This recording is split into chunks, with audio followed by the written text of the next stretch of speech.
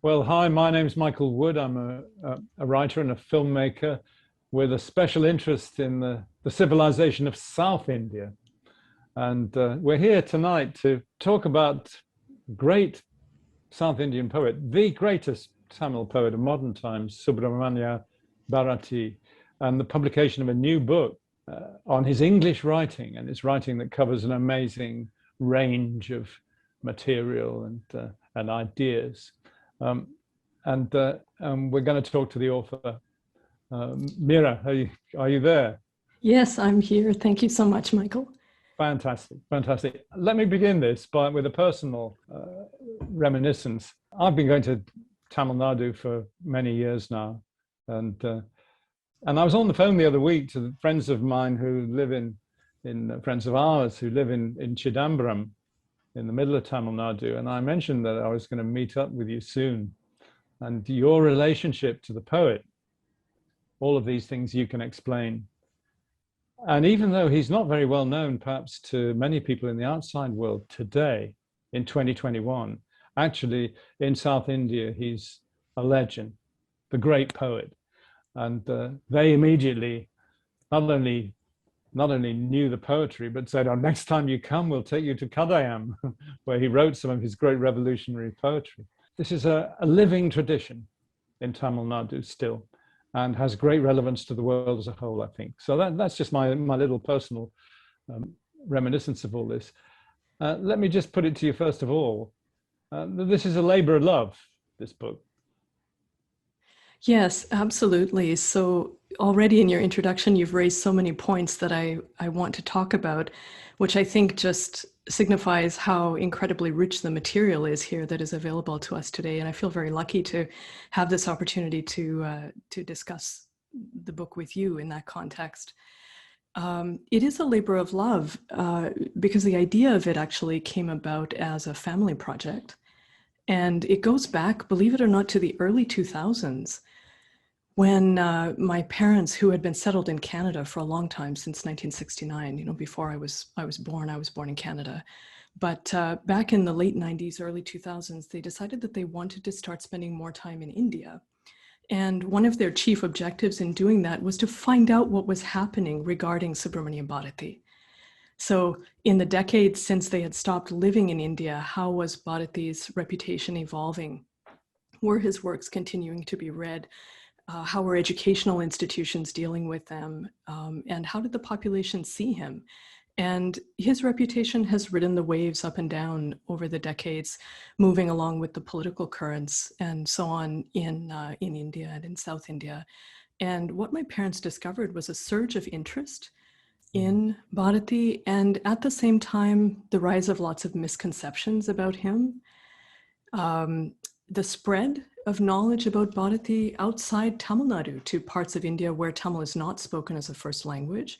And that involves certain special challenges as well as opportunities, because here are people who can't read the majority of the poet's works in the primary language in which he wrote them, but people who are nevertheless captivated by the legend that is Subramania Bharati. There's something there that draws them, the idea of this fiery revolutionary poet who was so determined in standing up for India, not only against the colonial domination, but in terms of what he visualized as a beautiful Indian society, overcoming the negatives in her background and flourishing in the present and the future.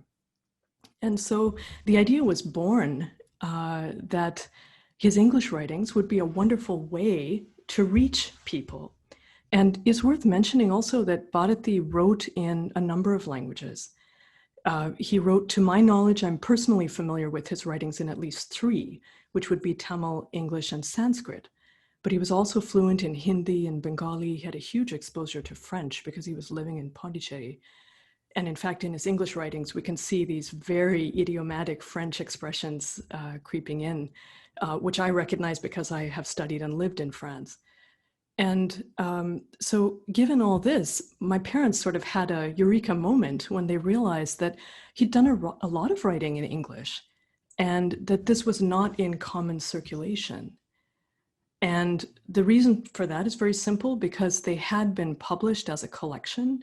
The majority of his English writings, I won't say all of them, but the majority had been collected back in the late 1930s and then reissued in a book in the early 1980s, but very sort of quick publication. They hadn't enjoyed the benefits of editing or placing in context or historical reassessment or any of those things that, you know, we should do for important testimonials like this of this incredibly dynamic historical period. So my parents and then my mother was extremely keen that we should bring out a proper modernized edition of his major writings in English and be able to present them in a context where readers today would feel their contemporaneity and feel that, you know, these are writings that are very much alive today. These ideas are alive and indeed can help to carry us into the future. And so the book is dedicated to my father. He actually was an English scholar, so he was the one who first thought, you know, we can make something out of this. We can make this into a book that is very relevant to today's readership. And then, of course, my mother being the Bharati scholar and having the expertise and the background to so many of these pieces in the book, especially the translations. So there is an explanation in the book about her role as a pioneering Bharati scholar and how she contributed to the material in this book as well. Oh, that's great. And we'll talk in more detail about content of the book in terms of these different areas of his activity, which it seems to me in some ways is growing in importance. You know, there are many great issues afflicting the world now, and you know, racism being a very important part of it, decolonization and so on. And he's right in the front of all that. You spoke about the time in which he lived as being an incredibly dynamic time. So maybe what you ought to do now, if I could ask you, is to just give us a little summary of his dates and his time. I mean, it's a fairly short life in some sense, isn't it? 38 years. Yes, absolutely. So I think that point is absolutely key, because he was born in 1882. So in a sense, at the height of the period of the British Empire in India. And then he died in 1921. So just in the final period of the Great War. He certainly never saw independence or was anywhere near that opportunity, sadly. But during that period, there was a great deal of ferment happening in India. And I think in many ways, the tide was then turning against empire and towards this growing nation of sovereignty, not only in the context of India, as you very well know, but also in terms of the ideas that were taking flight around the world about humanity, the great disillusionment that happened as a result of the Great War, and so on. Mm-hmm. So 1882 was his birth date, 1921 was the year of his death, and in fact, September 11th, 1921 was the date of his death. So this book actually is a 100th anniversary publication. It commemorates a century since his death, September 2021 to September 1921. And you know, if you look at that period in little more detail, the 1880s is the real beginning of the independence movement, the Indian National Congress, the organization of an Indian independence movement. So as he grows up, he's seeing powerful Indian advocates for independence rising up both in the North and the South, isn't he? Yes, that's right. And in fact, one of the most interesting things about his formation as a personality is his education, because he had a diverse exposure to education both in the South and in the North of the country. So, of course, he comes from Ettyapuram and started his career, if I may call it such, as a 7-8-year-old boy in the court of the Ettyapuram Maharaja. And that paints quite a romantic picture, I think, of this young boy with this wonderful gift for language and already a deep love for Tamil poetry that had grown in his heart, partly as a result of the influence of his father, who was a very multifaceted and interesting personality in his own right, but was a great lover of Tamil literature, and so instilled that in his little son. And that's how his education started. But then later on, after his father passed away and so on, Bharati then went to Benares to get educated. And there he acquired many of the habits that we now associate with him, things that have become iconic, such as the wearing of his turban, and of course his fierce revolutionary style. His mustache was something that he acquired the habit of wearing in the north. And on a more serious note, his deep education then in Sanskrit, in the Hindi language, which I understand he more or less spoke like a native as well, his reading of the epics and so on, all of that started with his education in Benares.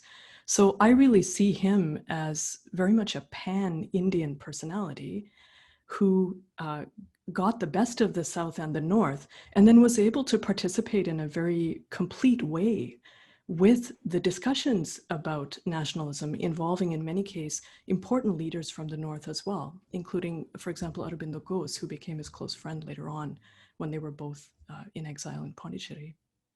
You published quite a number of his tracts on the national movement, and very effective they are too, actually, especially because of their pithiness. He's not one for writing long texts, is he? He grabs you and tells you like it is. And yes. And some of those texts about patriotism, about the role of religion in patriotism, the necessity for unity in the national movement, they have a terribly prophetic ring to them, don't they? Yes, absolutely. And I have to say, many of the pieces on the national movement were, for me, very eye-opening. Because, as you say, he's a very pithy and to-the-point writer. I also very much got the sense of a writer who had a deep awareness that he had no time to waste. And I don't know if I want to put onto that a character of premonition, that he maybe somewhere he felt that he didn't have very long to live. Certainly, if you read some of those essays, you understand that he spent a lot of his life being chased by the police. So from that point of view, he probably did have an awareness that at any moment it could be over. And that very much is the sense that I got from those essays. And then what really astonished me was the systematic way in which he tries to dismantle the arguments of the British in favor of empire. And how I, of course, have training as a law professor. So I'm always thinking to myself, well, Bharati would have made an excellent lawyer. Because he's able to go through that reasoning process. And it's very difficult to dispute the arguments that he raises because they're so well grounded in common sense and so directly put. Yeah, freedom of speech. Yes, for example. One of the most powerful aspects of the book for me, actually. And again, of course, I know about the history of the British Empire in India and so on. I know about the major incidents. But then when reading him, I think it's something else altogether. It is a sort of first-person narrative, almost an autobiographical account in many respects of what it was like to experience that historical fact.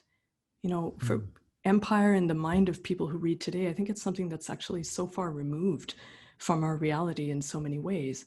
But for him, it was the lived reality of every day. And that was the main sort of bureaucratic, administrative framework that he was interacting with in all of his dealings. Some of those letters that he writes from Pondicherry, which of course at that point was a French colony. Yes. And so he was out of the British hands in Pondicherry. But you get a really remarkable sense of somebody who's hunted effectively. Absolutely. And on a personal note, that was difficult material for me to go through. I must say that it's always a privilege to read his writing, but it was not enjoyable for me to go through and hear about how he experienced his exile, how he was pursued by the police, how he had to fight literally for every inch of space for his own existence. It was difficult reading. I much more enjoyed the philosophical and other parts of the book where I didn't have to confront the brutal reality of empire in such a direct way. Yeah, although I'm sure future readers of your book will find that aspect of it really powerful. Absolutely.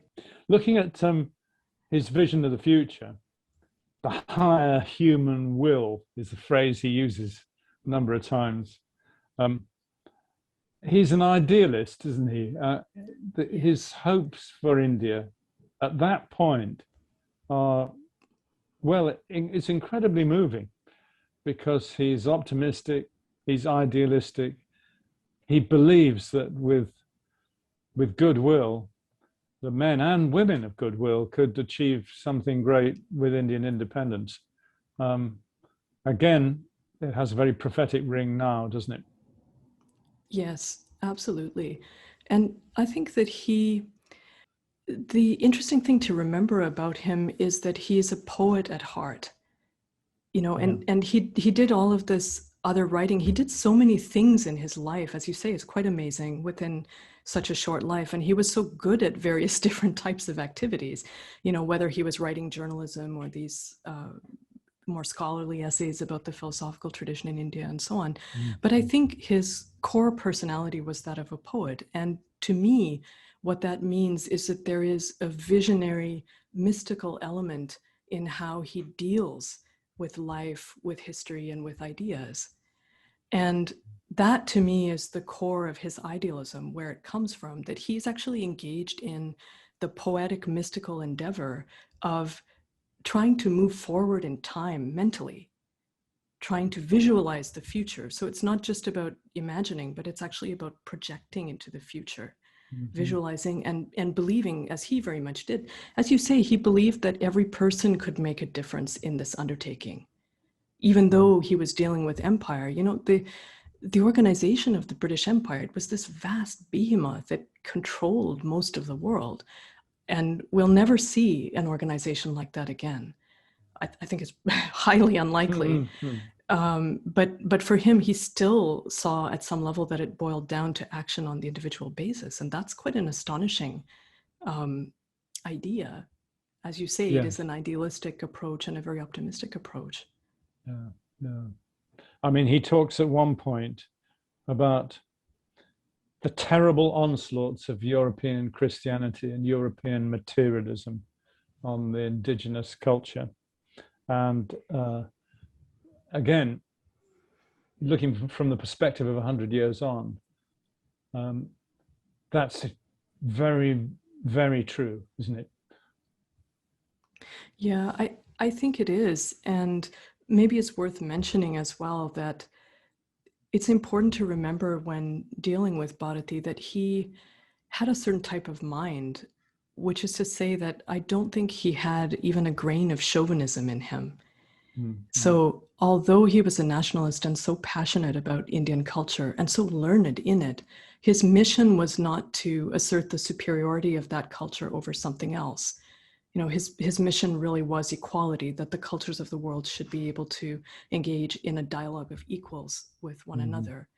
And in that sense, not just a goal from an Indian perspective, but I think very much a worldwide universal goal that we're striving towards today more actively than ever before. Still today, yes. Yes. I mean, the movements, intellectual movements that are going on now across the world, you know, even the simple things like decolonizing the curriculum, are all, it seems to me, part of a movement which says that excessive value has been given to one human tradition, namely the West, and other great human traditions, some of them very ancient, very rich, very historical, have been ignored almost. And actually, reading the book, it seems to me that Bharati's case for Tamil is one of those really, really true perceptions. You know, when he talks about the Tamil epics of the Roman period, Silapadikaram and things like that, when he talks about the Kural, when he talks about the version of the Ramayana done in Tamil Nadu in Cholan times, and he is not contemptuous, because he's never contemptuous, he's a very generous spirit, but he holds Europeans to account when they talk demeaningly about vernacular languages. And he says, are there things as good as this in the European tradition? You know, so he is setting out to place material from the Indian tradition and the South Indian tradition in the light of a world consciousness, if you like. Yes, I think that's so beautifully put, actually. And I think that's exactly right. In that particular essay, that question that he asks is such an important one. You know, he says, here are our masterpieces. What have you got? Let's see what you've got. Let's see how they actually measure up against one another. And I think it's one of the tragedies, and hopefully not one beyond correction, but it's one of the tragedies of the course of history, at least to the present time, that reckoning hasn't really taken place, I don't think. No. We are in a place where we can at least make statements, you know, and say, well, okay, there is the Tamil tradition and these wonderful epics are there and they're very ancient and there's a continuity, something you've so beautifully highlighted in your programs on India, the continuity of the culture beginning back in that day and continuing up to the present is something quite unique in the world, I think. So we're at that place where we can say, well, this is here. But what I fear we don't really have, or don't have as much of as we should, is the ability to read and engage with those literary works directly. Mm-hmm. And to do so as easily as we can with the works of Shakespeare and Molière and Goethe and Schiller and so on. And what the solution is for that, I don't know. I think, you know, the most that I can say is that we need to have somehow better scholarship and more availability of materials for people who want to both learn the language and learn about the language.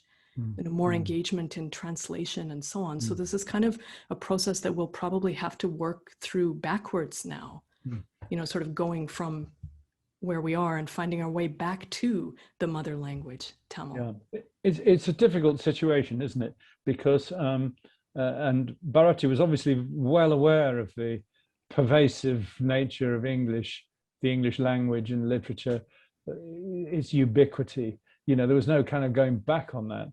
And that was and that presents you with a very difficult question, doesn't it, as to how in a culture like Tamil, which is still very heavily, and certainly in his day was a memorizing culture, you know, how it holds its own against such a powerful opposite tradition, if you like. And the essays are partly about that, aren't they? I mean, if you know, in a sense, obviously, study of the Tamil language and literature is a lifetime's job. And these are difficult things to master, and very few people in the West who are not of Tamil or South Indian origin can master them. And that battle between English and Tamil, is which he so cleverly highlights and passionately highlights, is, you know, people could see the writing on the wall in his day, couldn't they? The great scholar U.V. Swaminathan, in his wonderful autobiography, The Story of My Life, he refused to learn English. I mean, he actually took the side of the Tamil language and published those epics that were rediscovered in the 1860s and 70s, you know, published them in Tamil only. But it's a very difficult task in a global culture where English is so dominant. Well, you raised so many interesting points there. I mean, consider that Bharati was writing before 1921, and we were already in a situation of global dominance of the English language. That in itself, to me, is something fascinating, because of course we talk about that now today as if it's something new that's happening in a way, but clearly it isn't. It's been happening for at least the past 100 years. And I think there is some optimism to be gained from looking at the past 100 years, you know, trying to look at that side, which is that the Tamil language is still very much there. You know, and it is spoken by many people around the world, and perhaps more importantly, that these literary works continue to be read. And of course, Bharati himself, as you said in your introduction, has become such a well-known poet among Tamils. I don't think that any Tamil with even a minimal amount of education would be able to quote at least some small lines of Bharati's poetry, even key words. You know, I recently was contacted by someone who wants to make a t-shirt with the words Achamillai, I have no fear, printed on the t-shirt. saying that here's a very simple way to improve the world. And it's hard to argue with that, actually. But just to say, you know, that the language is still alive and well at a certain level. Yeah. But in terms of the more pessimistic side, the which also must be reckoned with, the issues that he raised haven't really been dealt with. And you know, it's interesting that you give the example of the great Swaminathan.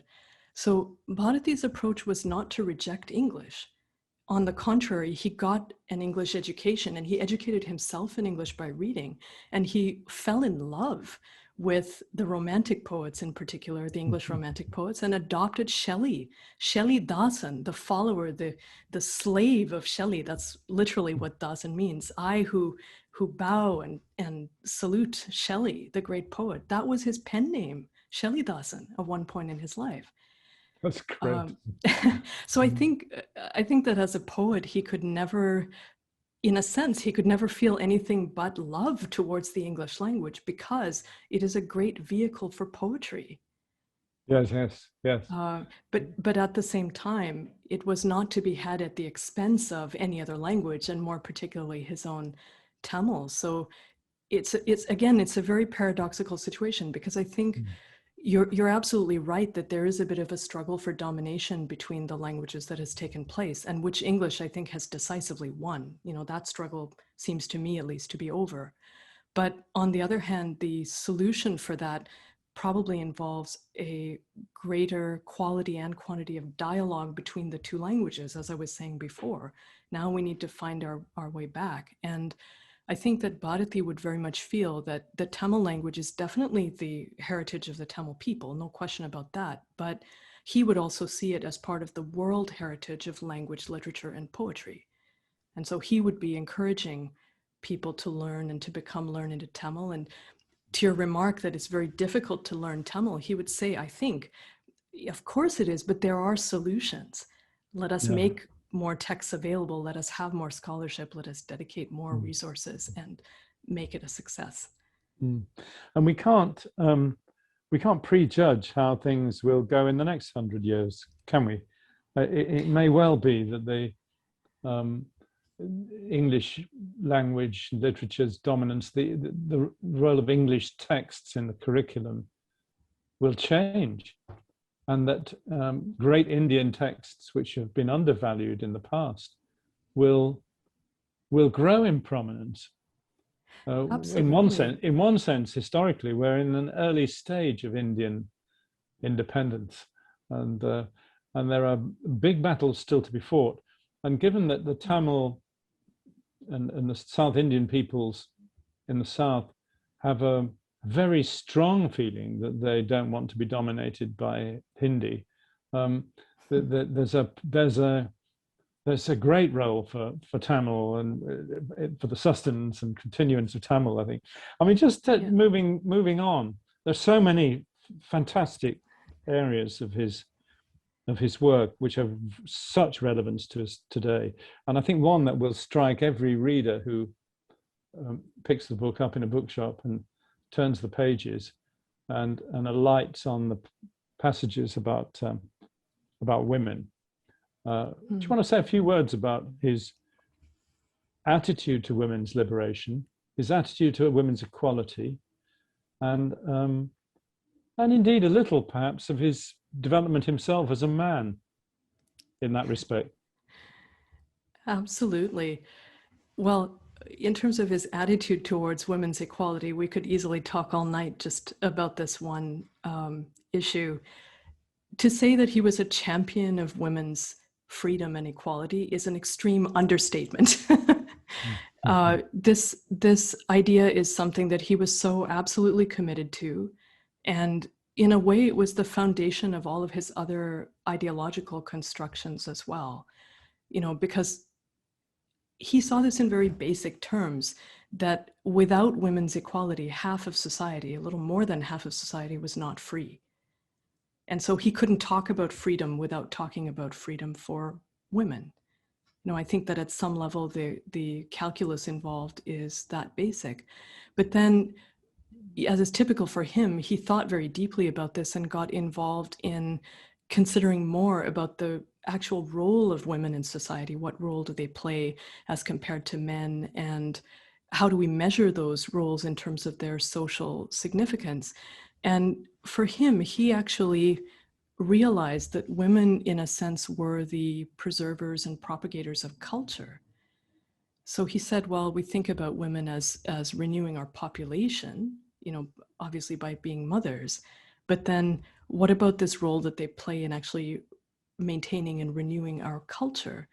Because women are the ones through the home, through the continuance of the language which they speak in the home and pass on to their children, through the knowledge of the traditions that they maintain, all the folk traditions of India, the cooking, all of the knowledge of the medicinal properties of foods and so on, so many, the dress, textiles. I mean, there's no area of cultural life where women's input isn't absolutely central. And this is what he basically came to realize and discusses in various ways in those essays. He says, well, women are culture. They ultimately are the representatives and the keepers of the culture of India. And therefore, their role is to preserve civilization. And he says, to civilize men. He says, without the influence of women, men aren't engaged in the production or creation of civilization.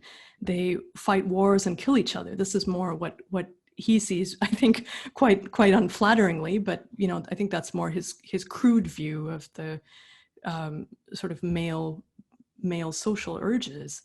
And he says, well, women's role is to civilize men and to help them to become builders of civilization. So in that sense, he arrives at a point not only where he sees women's equality as being important, but he actually sees women as being higher up in the social hierarchy than men, because they play this very central role in the propagation of culture and civilization. So he wanted women to be the leaders of society for that reason. And for example, he wrote this very famous poem in Tamil called Pudumai Pen. Pen means woman. Pudumai means a new style or a new kind. So new kind of woman. And in this poem, he describes his ideal woman. And he says, well, this is a woman who's going to be highly educated.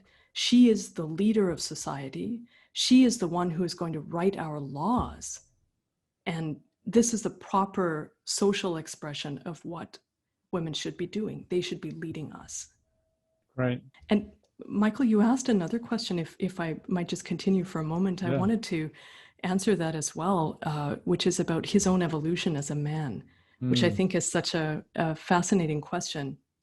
So I think that he grew up in a fairly conventional environment in some senses, but when he was very young, he lost his mother.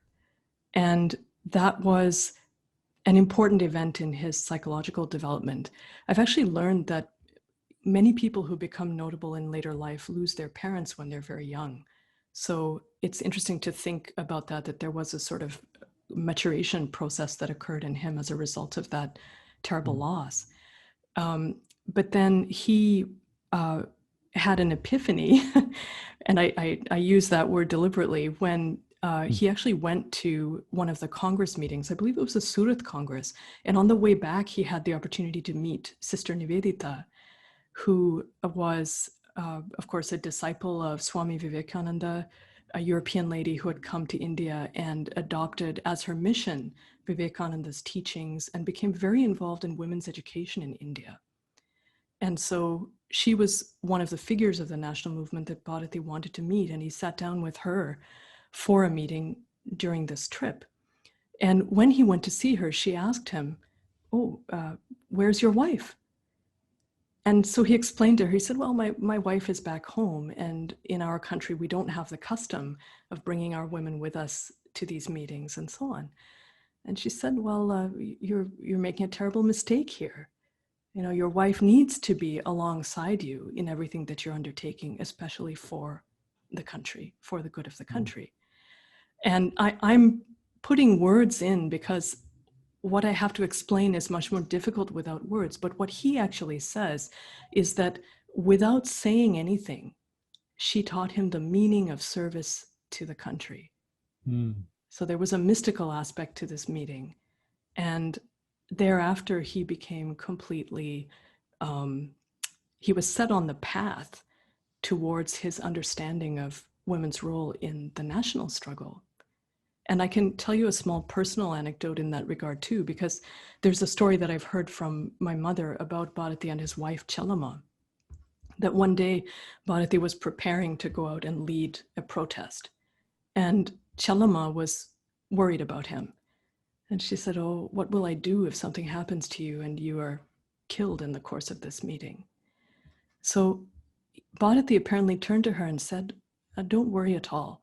If something happens to me, you come out, you take the flag from my hands, you hold it high, and you lead the meeting." That's looking at the role of women in the freedom struggle, but we can't leave his writings on women that are in the book without looking at the status of women in India in that First World War period, because his language in those essays is really incredibly powerful and straight down the line, isn't it? You know, the situation is disgusting. Women are slaves. Yep. Women are. I mean, progress has been tragically slow. He's adamant that Indian society's treatment of women is pervasively evil. Yes, I think that's such an important point that you raise, because again, with hindsight, I think everyone sort of knows that the position of women wasn't very good at that time, particularly in India, but I think that was more or less the case everywhere, but particularly in India. But it's difficult to appreciate the extent of the problem. And what he says, I think he actually uses the expression, he says, there's no point in shrinking from strong words when you have to tell terrible facts. And absolutely, he says, you know, this is a situation of enslavement and it must be resolved immediately. So the situation at that time was absolutely as bad as we think it was, and even worse. And in fact, you also saw that play out in the lives of his family, because it's an interesting thing that, in a way, Bharati's entire legacy became a legacy of women, because when he passed away, his wife was left. And I mean, she was a 31-year-old young woman at the time.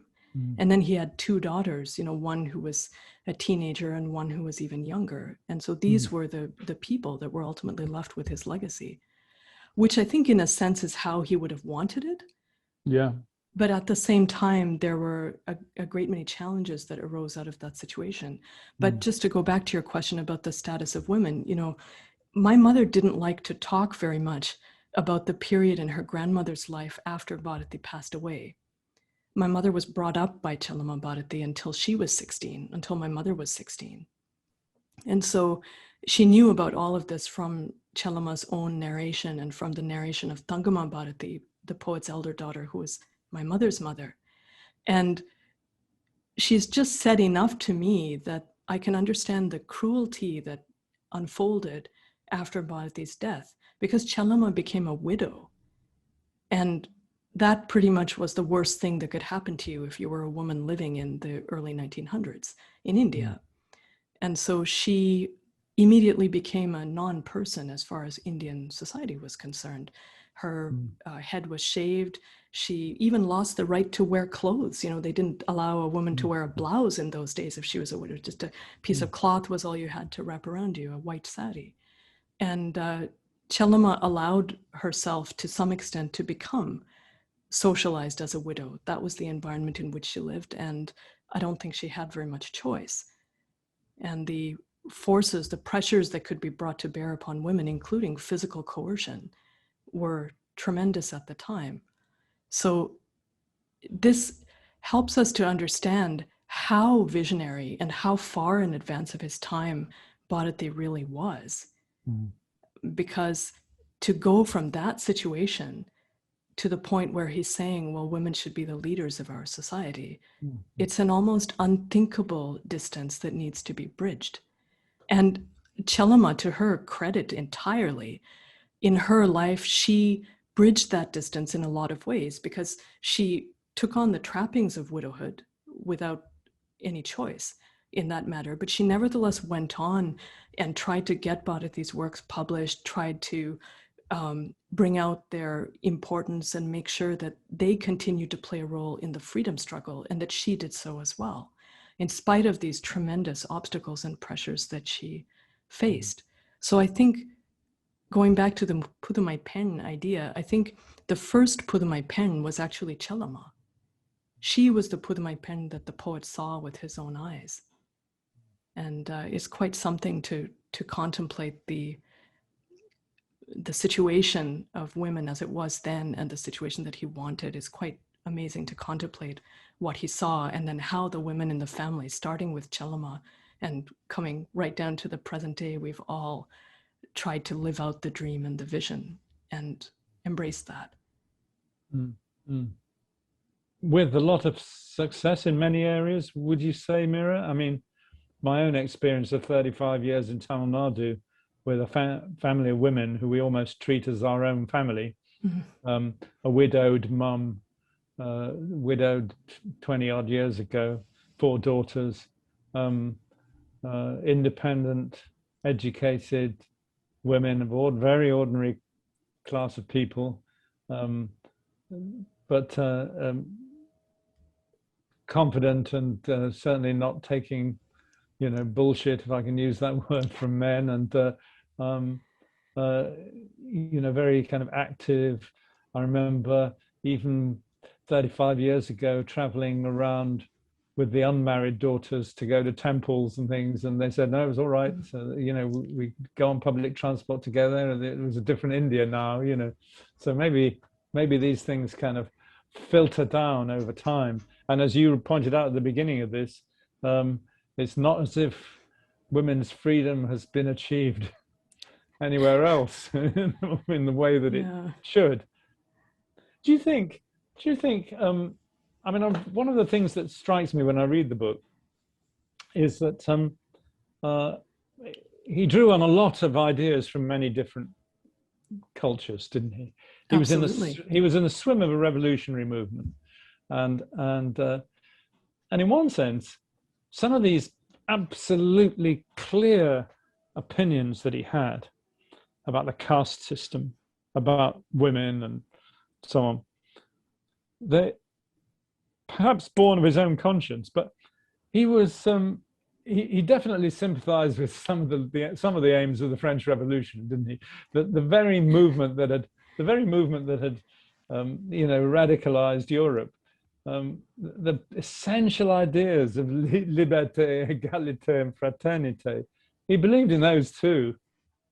Yes, absolutely, and I think that it's absolutely delightful to think how he adopted and even co-opted the language of revolutionary France, of the individual rights-based tradition in English and so on. He adopted this language for his cause. So absolutely. And in fact, that motto, the motto of the French Revolution, Liberté, Égalité, Fraternité, he adopted that for one of his own magazines. So it was a very strong influence and perfectly expressed in many ways his own ideals. And to go back to your comments about the situation of women and how successful that whole process has been over the generations, I think that first and foremost, I have to say, my strongest feeling is hats off to Indian women. Yeah. Because the Indian women that I have seen as well in so many walks of life over the years, I'm always astonished by how much they appear to be able to do. And maybe even most importantly, how they maintain such a strong sense of identity, yes. of self-worth and self-esteem that allows them to stand their ground. Whether we're talking about a school principal or a chemistry tutor or a musician, or and they manage to be active in all of these spheres, notwithstanding the tremendous obstacles that they've inherited from the more negative side of the Indian cultural traditions. So absolutely. And I think that the role played by Bharati as a poet has been to give these women an affirmation as well. You know, this is one of the curious things, I think, that when we have great visionaries like this who write, and who write with such clarity, as you say, about what the morals of the society really should be, what is the right and the wrong, and then there remains a gap between their writing and what's actually happening in the society. Well, those who want to effect change, or even very simply, those who want to carry on and have individually meaningful lives, they have those words at their disposal. And that's something that they can fall back upon. Well, I'm doing what our visionary Mahakavi, the greatest poet of our country, wrote about. I'm being the kind of woman that he imagined in his Pudamai Pen poem.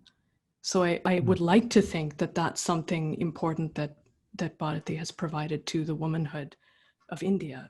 You know, that sense of, yes, I've got your back. Here are the words that you can use to carry things forward. I mean, as far as the family is concerned, that's a very complex question and very interesting one that I've asked myself over the years, or posed to myself over the years, because I think there have been successes and failures. You know, in Chelama's own case, her entire reason for living, I think it's no exaggeration to say that, was the preservation and dissemination of her husband's writings.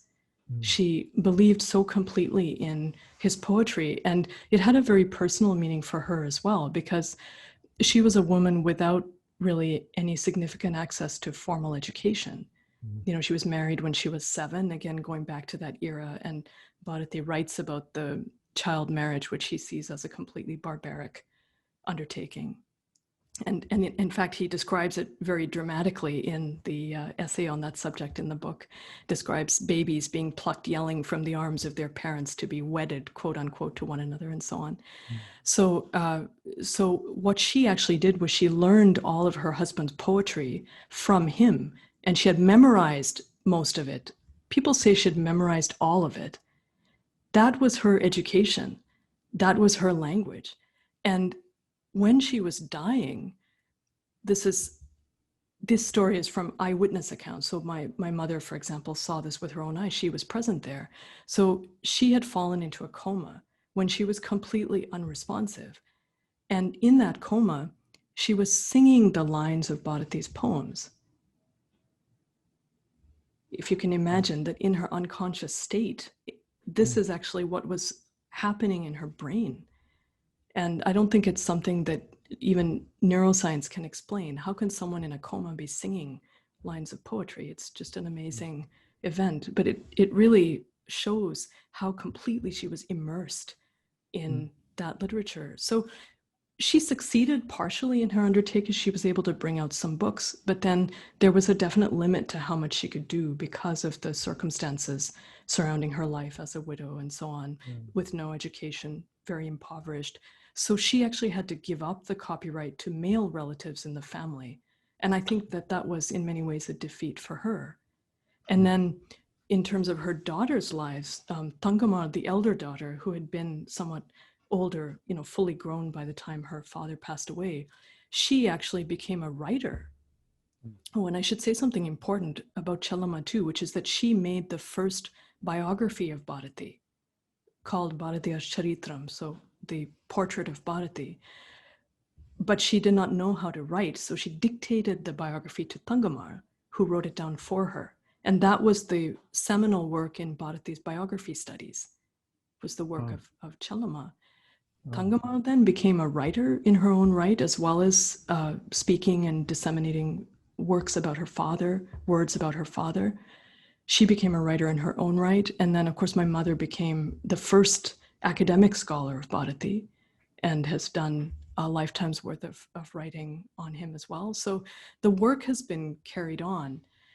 I do think that there has been a sense of neglect surrounding the work, though, that people are not generally aware of what these descendants of Bharati, including his own wife, have done in order to carry forward the work and the knowledge of his life, and to start to really bring about seminal incidents in that process, you know, like the publication of the biography, or in my mother's case, the publication of the first critical study.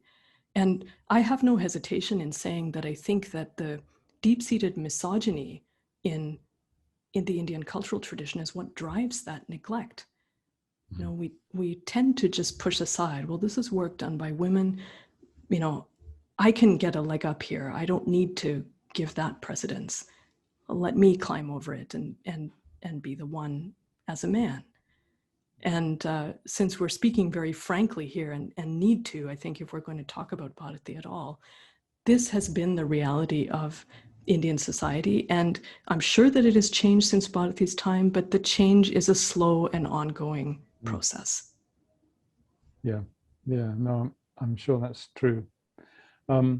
What I do get from your book, and I hope everybody who reads it will feel the same way, I'm sure they will, is that this is the story of somebody who lived between 1882 and 1921, but whose work actually is still at work in Indian society, still, you know, working its way into people's minds and developing and changing.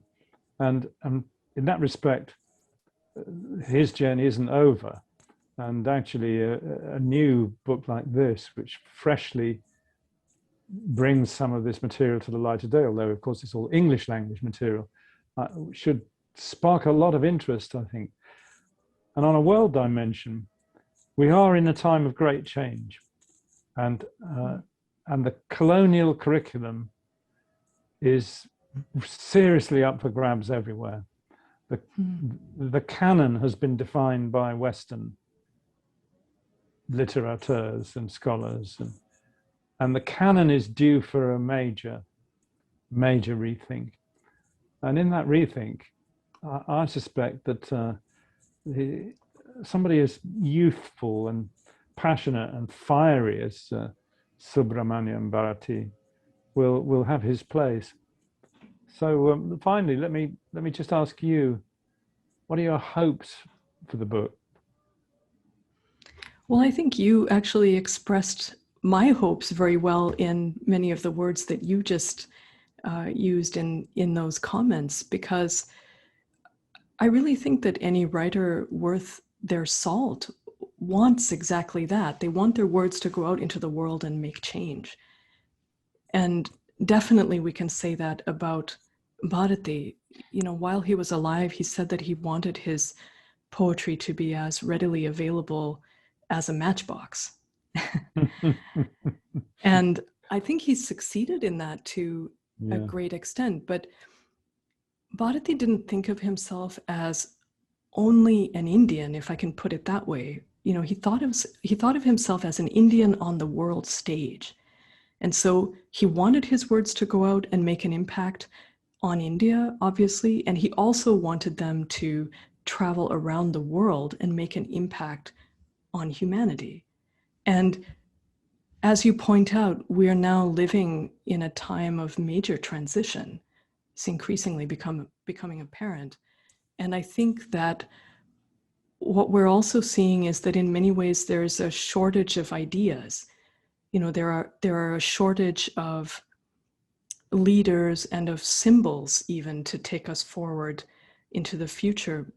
I'm thinking, for example, of a trend where in many cases the statues of people that are being shown in significant places in the world are now being questioned. Are those the people that we want as our symbols of leadership and so on? And you know, with Bharati here, we have a person who has the ideas and the stature, the historical stature, to become one of our important symbols today. And I think that's true of India, and it's also true of the world. You know, here's a place where we may be able to go to try to find some of the vision and some of the ideas that we need in order to traverse the current crisis successfully. So I think that's what I would hope for anyone who comes across these works. First of all, for Bharati himself to be excited to discover a major literary personality that they may or may not have known before. if, like your wonderful Tamil friends, there are people who know Bharati well, they may nevertheless be surprised to find that here there are new aspects of the poet that maybe they didn't know so well that are emerging through his writing in another language. That's what changing between languages does. It lets us see new aspects of thinking, new aspects of expression, and so on. And so there may be a discovery for those who aren't familiar with Bharati already, and rediscovery for those who know him very well. Even I have discovered things through reading this book, although I'm a member of the family and I've known about him since before I was born. So so there is that, and a hope that people will be excited to discover this dazzling, fiery, beautiful personality and enjoy the reading above all. But then also that those ideas should take root and give people a sense of hope and ambition about our present and our future, and say that, well, look, here's this man who believed in humanity. And ultimately, when he was doing that, he believed in us. He believed in us, the people who came afterwards, to carry forward these wonderful ideas and make the world a more beautiful place and a more successful place for human values, human civilization. So I hope that people will be very inspired towards positive change in their lives and in how they see the world around them as a result of reading the book. It's a great ambition, but I think it's one that's worthy of Mahakavi Subramania Bharati. Thanks a lot. Thank you, Michael.